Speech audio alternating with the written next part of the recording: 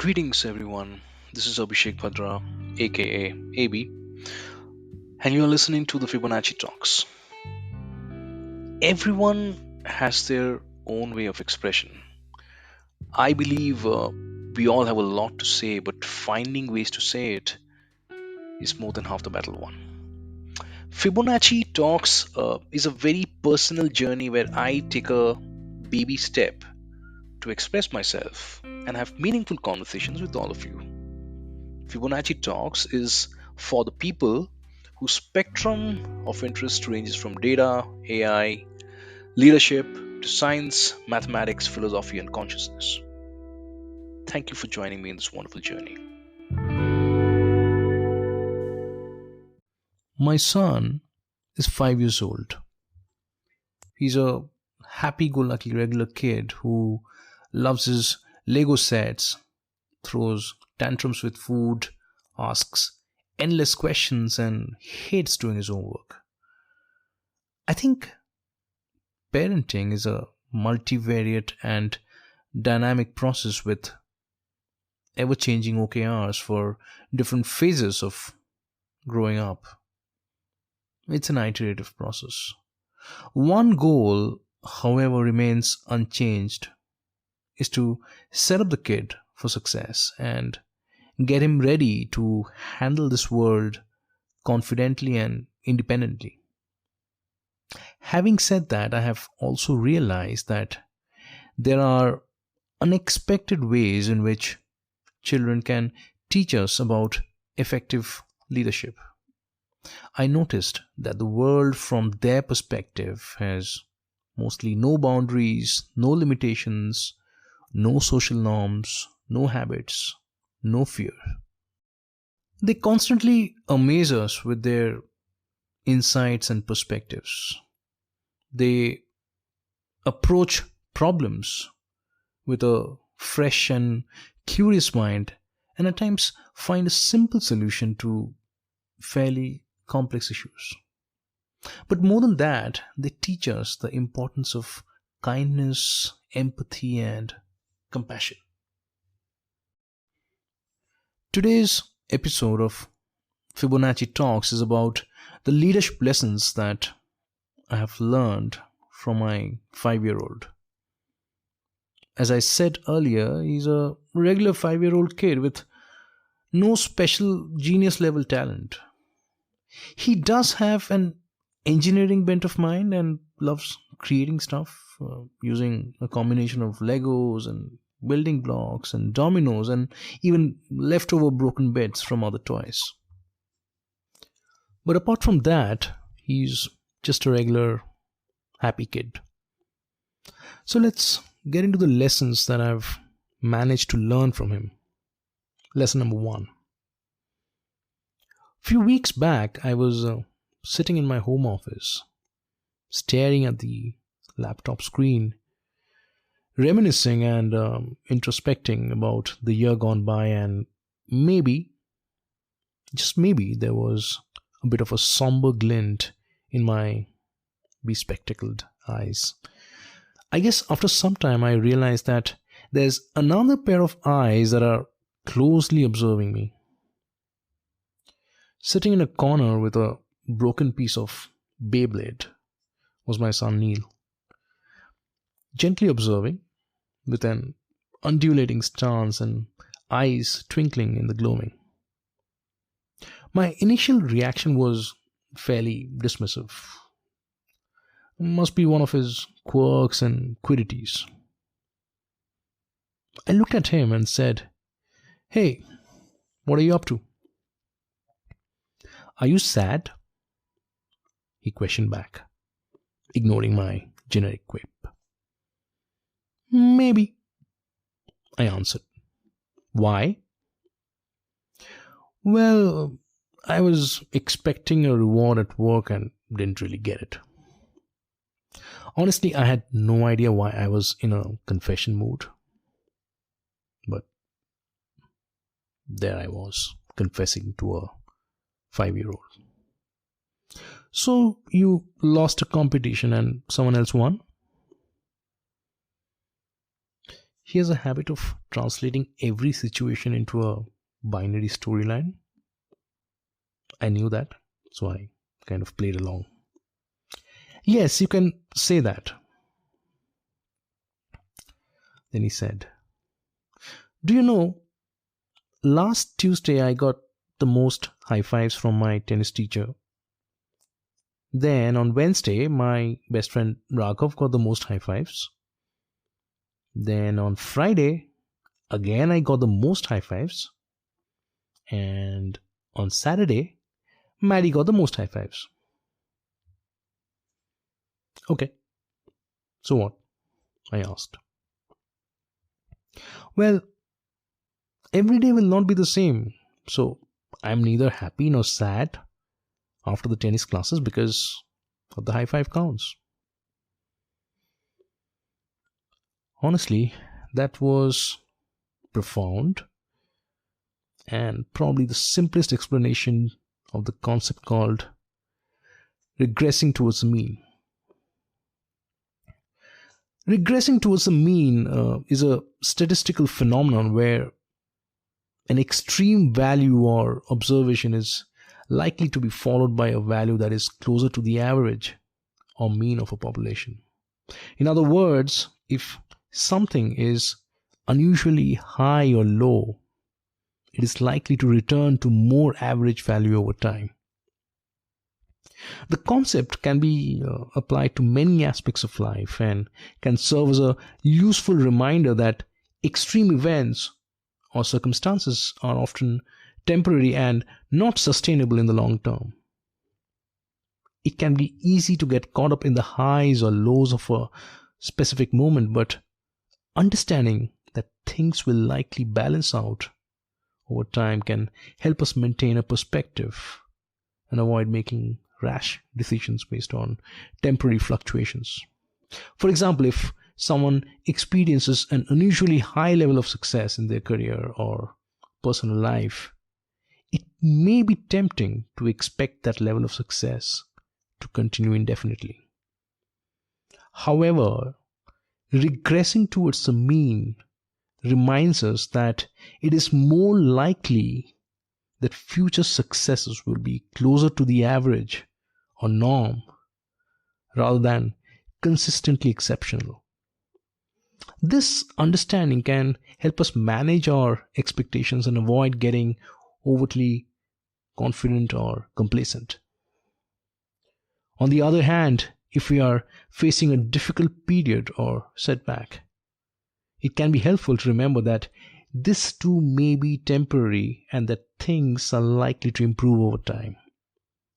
Regressing towards the mean can serve as a reminder to stay resilient and to keep things in perspective even during challenging times.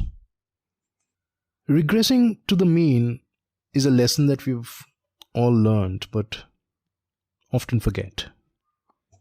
At times, it takes a 5-year-old to reinforce that learning and instill a strong life and leadership lesson in a parent.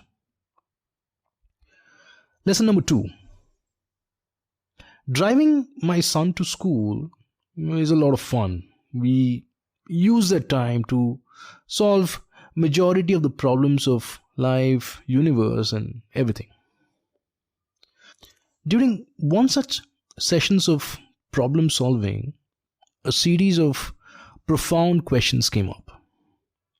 The context to this is that I recently taught him the concept of exchange of money against goods like Legos and services like movie theaters.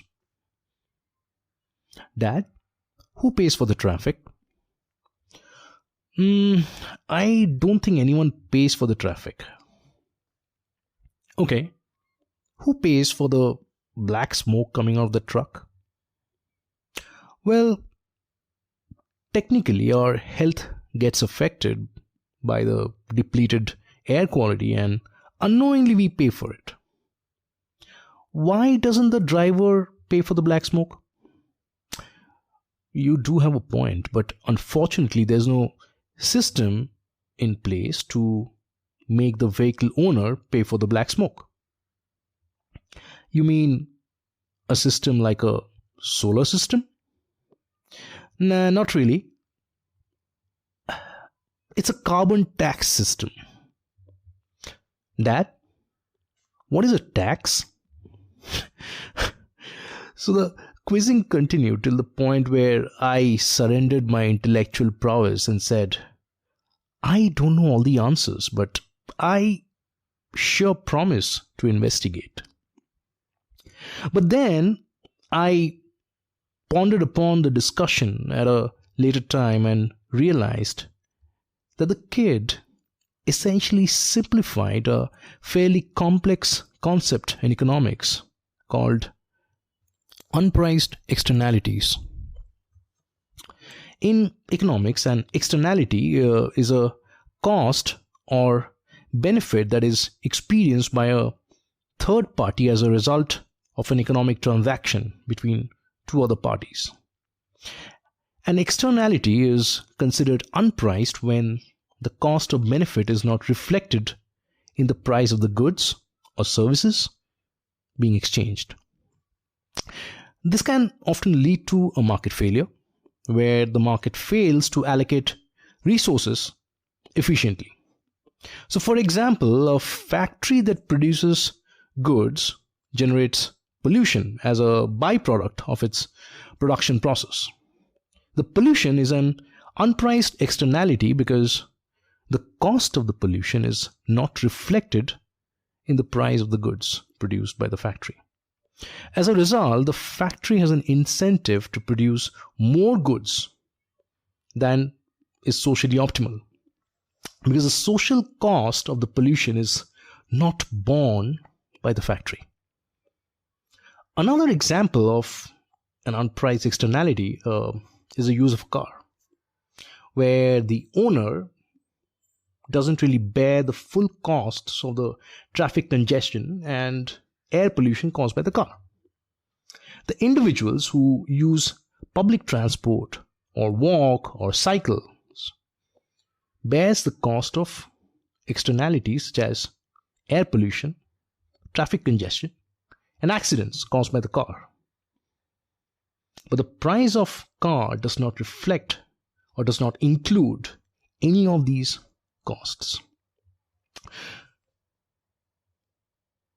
To contextualize, Elon Musk recently proposed a carbon tax system to attribute a fair price to the externality of carbon emission. Governments can actually use a variety of policy instruments to internalize unpriced externalities and ensure that markets allocate resources efficiently. So the lesson learned from a 5-year-old is that simplification is the key. Without really understanding the economic theory, the kid had a simple solution to the problem of traffic congestion and carbon emission. Lesson number 3. Trips to Hamleys are fun. My son enjoys surfing the toys with occasional demands, and I enjoy the banter with him. And of course, there are deep philosophical discussions on the necessity of Beyblades in our society. During one such trip, there was a negotiation about a Lego gauntlet. Here's how the conversation went. Dad, can I have this Lego gauntlet? Well, it looks pretty expensive. How much? Can you check? It's more than 5,000. Sorry, it's too expensive. Okay, Dad, I understand. Well, that was easy. At least that's what I concluded after the conversation. After a few weeks, on a Saturday, a friend and I were discussing the ergonomics of my home office chair. I was passionately describing my search for the perfect chair, which started a few years back, and eventually concluded during the pandemic. The price of the chair also came up, and I think I gloated that it was heavily discounted, and I paid just 10,000 for this work of art made up of high quality faux leather, which was actually a steel. My son Neil was sitting across the table having his dinner as well, and all of a sudden he said, "Wait a minute, is 10,000 more expensive than 5,000? Yes, but what's your point?" "Dad, the Lego gauntlet, which you refused to buy, was 5,000, and you said it was expensive. And just now, you said that 10,000 is a steal. I'm confused." "Son, that was a Lego gauntlet, and this is a chair." "Exactly, Dad. The Lego gauntlet has 5 infinity stones." Thankfully, the discussion ended there because the mothership intervened and took the little data gladiator away from us for bedtime. 2 important lessons here. Number 1, do not react immediately in a debate. And number 2, wait for the right time and bring data to every fight, particularly in high stakes or high pressure situations. When we slow down and don't react, we are using the analytical side of our brain. We take a step back, introspect, analyze, research, gather data, and then when the right time comes, we go back and choose the battle that's worth fighting. Lesson number 4. My son loves shortcuts. For example, his writing skills are not as good as his peers. Now, in order to complete his homework, he would often come over to my home office while I'm working, catch me unaware, ask me to write down a word or a sentence on a piece of paper, and then rewrite that using the same paper on top of his workbook to create a good enough impression for him to seamlessly trace and finish his homework. Now, when I found out the trick, I had a conversation with him, and here's how it went. So you are secretly taking my help with your language homework?" "Yes, Dad, you can say that. But did you realize that you're not learning how to write properly? What will you do when you actually grow up?" "Well, the answer is simple, Dad. I'll use a keyboard. And also, you told me last week that shortcuts are good, and maths is all about shortcuts, and I like maths." Once again, I had to surrender to the impeccable argument of a 5-year-old. To be honest, I did propagate the theory of shortcuts to him a few weeks back when I told him the story of Carl Friedrich Gauss, who invented the shortcut of summing n number of integers when his teacher, Herr Buttner, tasked his class to find the sum of the first 100 integers. I told him that mathematics is all about discovering these shortcuts which simplifies complex tasks. Little did I know that he would actually take it seriously and start inventing such shortcuts to navigate through his school tasks. Lesson number 5. This one is more of a general observation. Not just my son, but most of the kids are naturally curious. They just wake up in the morning excited to learn something new over the world. They have a natural stochastic gradient descent algorithm working at full capacity 24/7. Take them to the planetarium, they'll get curious about the universe and start learning within few days. Remove the training wheels of the cycle, they'll figure out how to balance after few falls. Talk to them in a new language and they'll pick it up within a month. Human brain is a natural wonder with the best algorithms codified in it, paired with the mystique of consciousness. We are born curious, but the rigmarole of life, along with the societal inefficiencies, accelerate the process of suppressing curiosity. Unfortunately, our education system creates the first level of curiosity guardrails, which shrinks further and further with time. From insanely curious and natural learners, we become methodical and heuristic driven. A researcher friend of mine once told me that it's nothing but a bias variance trade off. Kids generalize really well, and hence their learning process is less compute intensive and linear. Grown ups, on the other hand, have generally high variance mental models which naturally overfits to historical data. Give us a new set of information and our mental models naturally tend to fail. That's why most of us struggle to learn a new language, love hierarchies and structures, and display a lack of courage to try something new like a brand new cuisine or a high risk adventure sport. To summarize, lesson number 1: success and failures are not always consistent.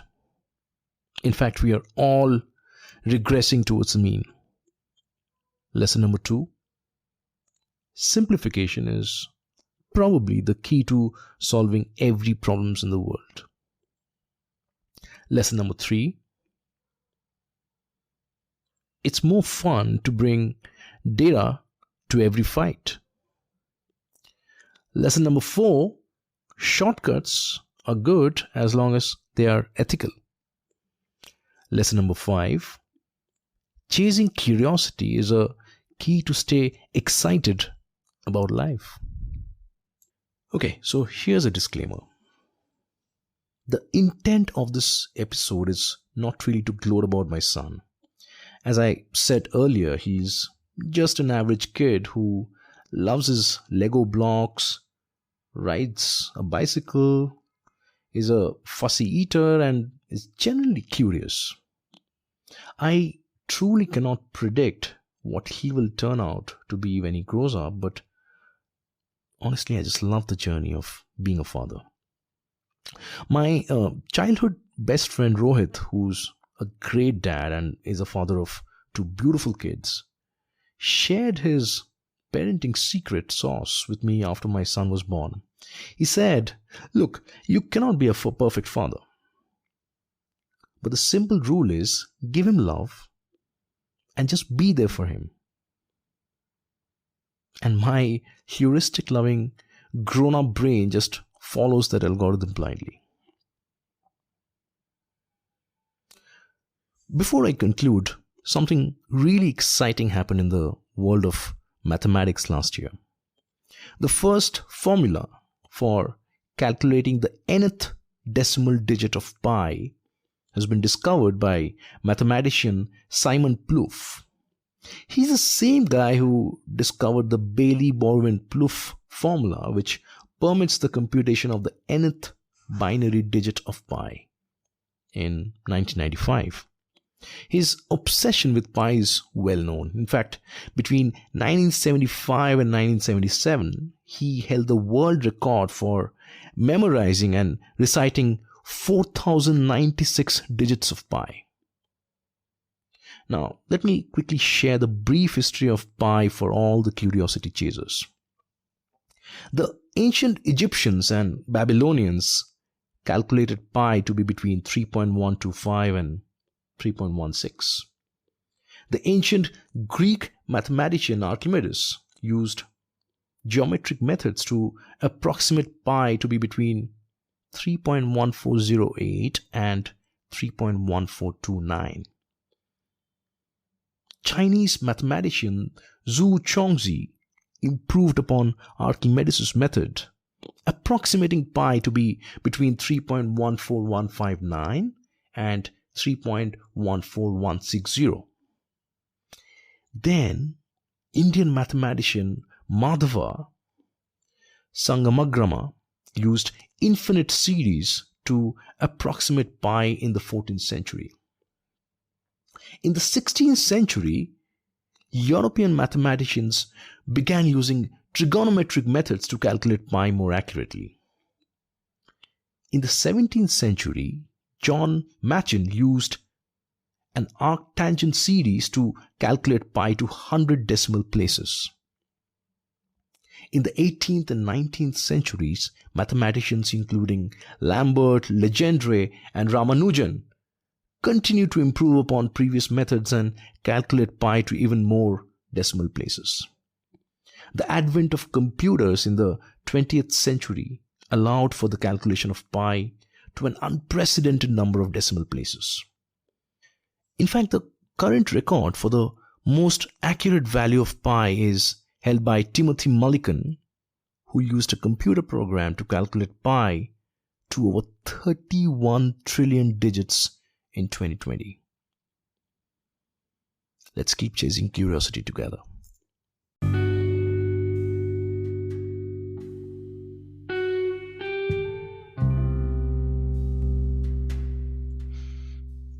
If you're hearing this message, you've listened to the entire episode, and for that, I want to thank you from the bottom of my heart. Hope you enjoyed this new episode, and if you did, please subscribe to Fibonacci Talks and leave us a review on Apple Podcasts and Spotify. Please also share this episode with others who might be interested in these conversations. See you on the other side. Stay curious.